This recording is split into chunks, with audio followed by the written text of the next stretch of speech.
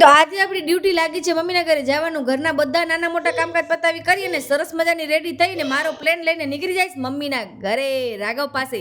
રાઘવ ખાઈ રહ્યો છે દહીં અને ભાત. મમ્મી કહે છે યાત્રા કરવા હજી આવ્યા જ નથી, ફાઇનલી આજે આવશે. ભાભી અને મને બંનેને નાની અને દાદી બધું યાદ આવી ગયું છે. રાઘવ મને કરી રહ્યો છે ગાઈડ, કેમ કે મને હવે કેટલી બધી વસ્તુ ખબર જ નથી, કેમ કે હું થઈ ગઈ સાસરાવાળી. અને આજે આપણે રાઘવ ઉપર બહુ જ પ્રેમ આવતો હતો, કે એને મારા પર બહુ પ્રેમ આવતો હતો. મને કે ફિયા મને તેડ. મેં કીધું તું તારા નાટક બંધ કર, મને કામકાજ કરવા દે. એક તો તમારું ઘર એટલું મોટું ને કે હાલી હાલીને મારા પગ દુખી આવે છે.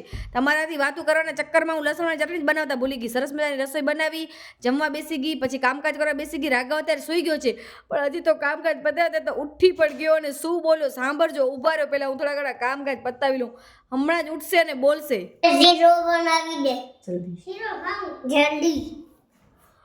તો ફાઇનલી ઉઠીને મને કહેવા માંડ્યો શીરો બનાવી દે. ભગવાન, મેં કીધું મને તો આ શું કરાવશે આજે, રજા દે તો સારો મને અહીંયાથી, કેમ કે ઘરે મારે પાર્લરનું પણ કામકાજ હોય. પણ બસ મને એ વિચારવાનું કે શીરો ખાશે કે નહીં ખાય. શીરો ખાઉં લાવા કેવો છે? મસ્ત.